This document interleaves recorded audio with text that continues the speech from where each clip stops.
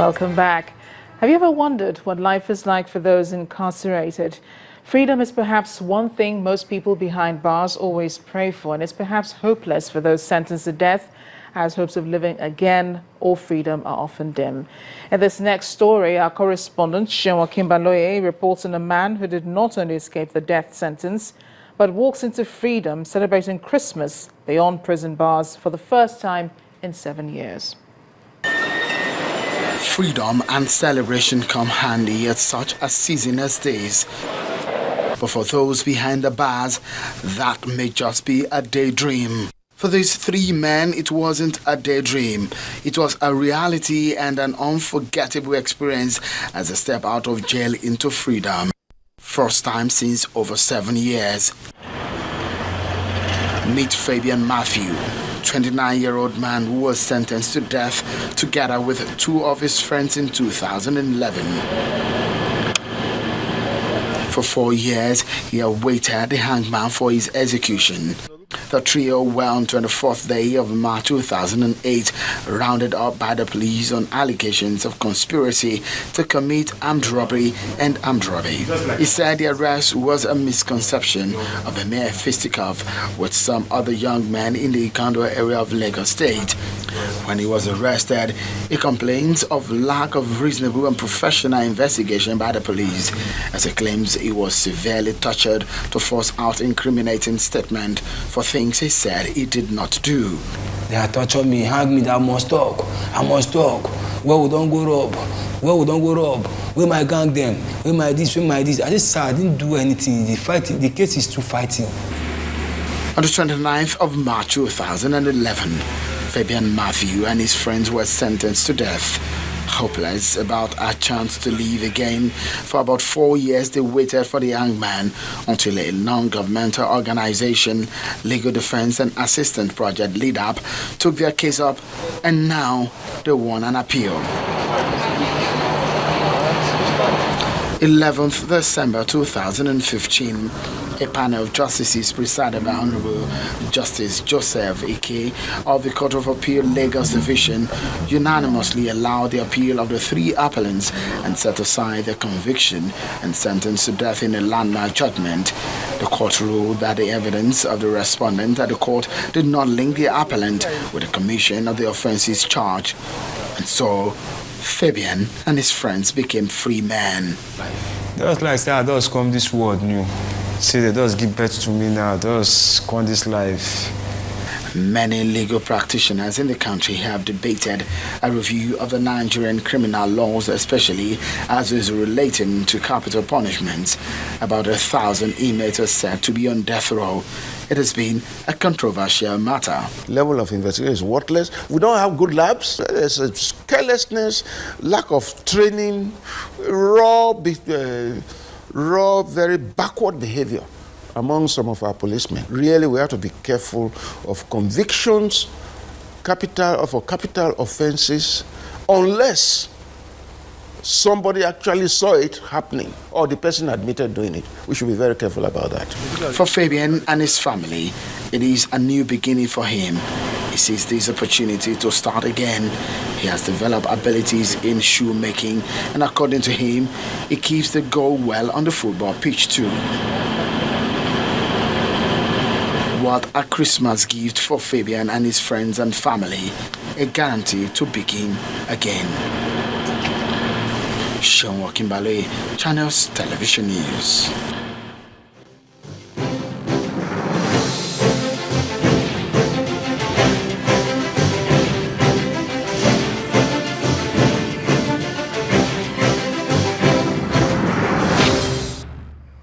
The vibrancy of the Nigerian entertainment industry is not in doubt as practitioners continue to break new grounds. From the music industry to the movies and fashion world, 2015 boasts of many events that chronicle this industry.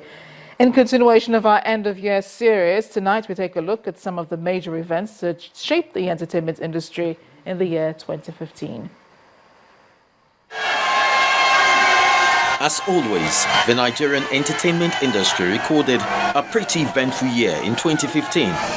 called by an impressive figure in the rebased Nigerian economy, industry practitioners welcomed the year in style at a crossover event.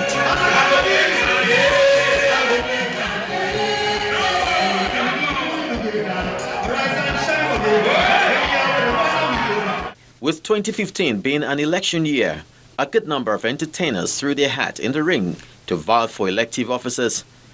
While all of them lost out, save for actor and director Desmond Elliott, who picked up a Lagos House of Assembly seat, controversies brewed during the various political campaigns as some entertainers were called out for going over the top in their support for politicians. On the music scene, superstars Wizkid and David O continued their on-and-off rivalry, which at some point degenerated into a tweet war. Former Mohit and Maven singer Wande Cole finally released the sophomore album 6 years after his 2009 debut. Also, Sonoro singer Seyi Shey also dropped a long-awaited debut album, Seyi or Shey. More Nigerian singers recorded international collaborations with David O's Fans Me, featuring Meek Mills getting banned for glorifying violence and drugs. We are of the opinion that it is indecent, it is inappropriate, and it is not fit for public viewing for obvious reasons. He was advertising drug trafficking in that video. The movie scene also witnessed more foreign collaborations this year, with Hollywood actors Danny Glover and Tim Reid earning their first cap in Nollywood in the film 93 Days.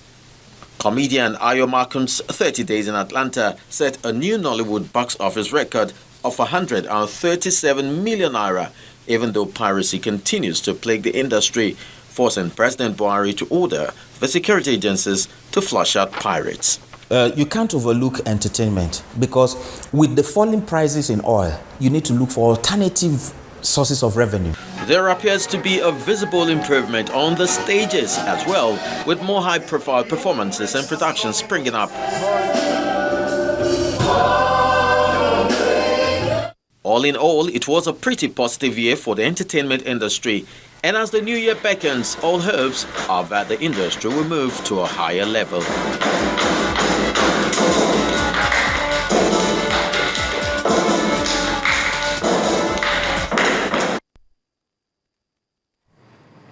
Well, joining us now to further review the industry is Mrs. Bolanle Austin Peters, an entertainment entrepreneur, a movie and stage producer. Thank you for joining us on the News at 10. Thank you. Thanks for having me. Well, Merry Christmas. Same to you. You're really in the Christmas spirit. Yes. And as we saw in the report, yes, theatre has come alive, in Nigeria. It seems, well, we're becoming more aware of the diversification in entertainment industry. I know that there was a time that, cinemas were alive, and then there was a lull, and then cinemas came up, and then now it's a time of the theatre. So what's responsible for the awakening of theatre in Nigeria? Well, it is true that theatre has come back. I remember growing up seeing a lot of theatre with Ogunde and Duro Ladipo and things like that. Growing up in the 70s, 80s, I mean, there was a little bit going on then, but everything died out in the 90s and early 2000. But I think Terra Culture, which I founded, has been responsible in a way in bringing back theatre to the forefront. We opened up our space about 7 years ago to practitioners in the industry. Through that avenue, a lot of producers and directors that you see today have evolved or emerged from that space. And it was a little step at that time, but what has happened is through that initiative, a lot of people have now taken an interest in the industry. And does that make you happy?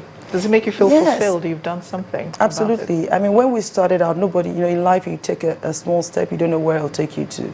When we started out, the intention was just, let's create a space that would allow people to showcase their talent.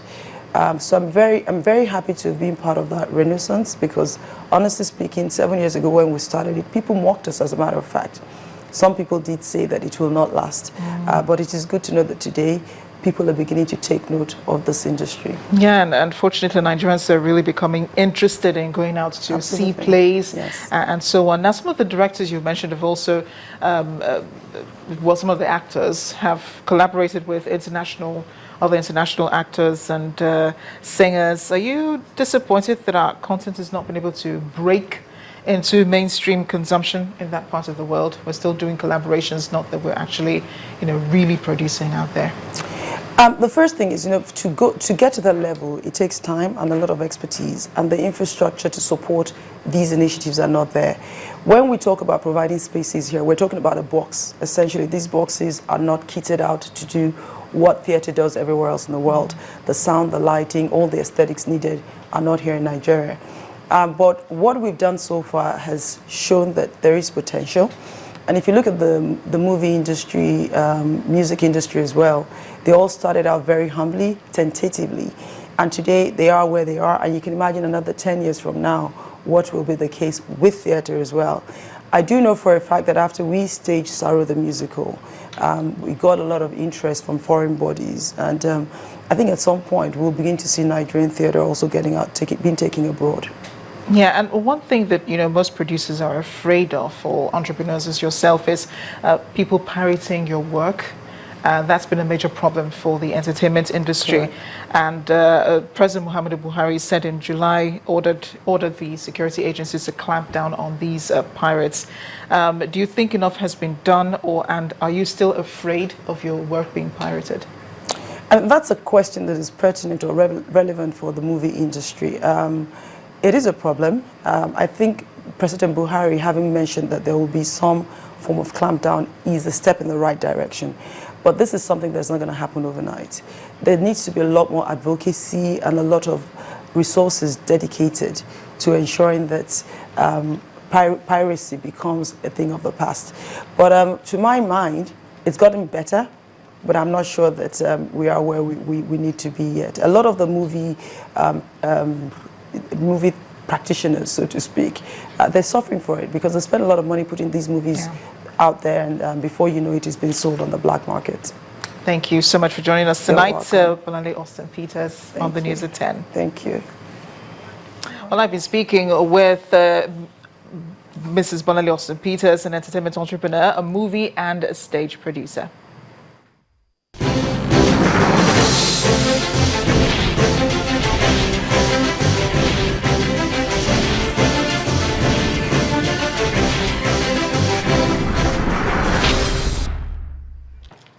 To other matters now, the federal government is set to announce a new price for premium motor spirit.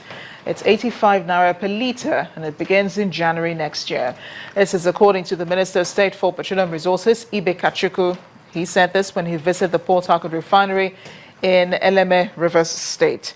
The minister was at the refinery to oversee the official commencement of production at the Port Harcourt refinery, which is currently producing at 2.2 million litres of PMS per day. He told reporters that contrary to reports making the rounds that the government may increase pump price next year, efforts are in top gear to ensure the country's local refining capacity is upscaled to full capacity and measures taken to promote transparency in the importation of the product. Is that if you look at the new Pt.3 template that we developed, which I just signed off on 2 days ago, when it is announced, you find that for now, like the president, I use the emphatic word from the president, for now, the price of refined product will actually be lower than 87. In fact, if I announce it today, it will be 85. So we're looking at that. We'll probably announce that in January if the prices hold. But what that does for you is that it's, like I said, it's modulating. If it goes up, you move up. If it comes down, you come down. So we take away the fact of having to go find funds to pay for these subsidies that we can afford. But more important, we try to be as close to the pump price that we have now as possible. And we've looked at the parameters. I mean, the initial subsidy figure, pump price was about 97. It was reduced for politics at the eve of election. So for me, that's the sort of number I'm looking at, 87. Let's change lanes now to business news. Here's Imana Amawe. You first. First Bank.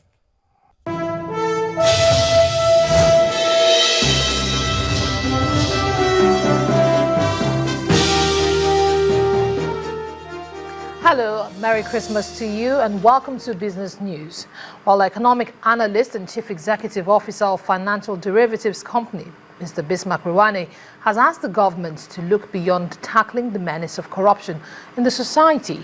Mr. Ruwane, who was a guest on our program Business Incorporated earlier today, noted that investment is also a viable component in moving the economy forward.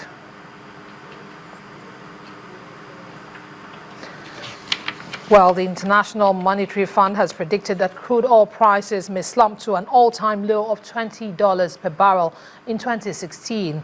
According to the IMF report on Iran, the institution forecast that the price of crude oil could drop by between $5 and $15 in the coming year.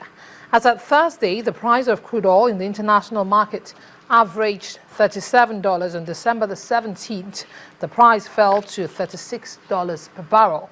The federal government has based the 2016 budget on a benchmark oil price of $38 per barrel. And if the IMF's forecast comes true, there will be no buffer for the budget. And it was a three-day trading week as the federal government declared Thursday the 24th and Friday the 25th of December 2015 as public holiday to commemorate the Eid al-Maulud and Christmas celebration, respectively. The NSE All-Share Index and market capitalization appreciated by 1.26% to close the week at 26,871.24 and 9.238 trillion naira, respectively. 26 equities appreciated in price during the week. Unity Bank led the pack with 28.77%. Skybank followed with 18.70% and eTransact with 14.7%. 27 equities depreciated in price. PZ topped the category with 7.18%. Fitson and Avon Crown lost by 6.72% and 4.61%, respectively. Well, that's a package on Business News tonight. A Merry Christmas once again to you. I'm Emana Amawe. It's back to Amarachi for the rest of the news at 10. You first. First Bank. Still ahead of the news at 10, ex-FIFA Vice President Eugenio Figueiredo jailed in Uruguay, pending trial in the FIFA corruption scandal. We'll have details in sports news. Please stay with us.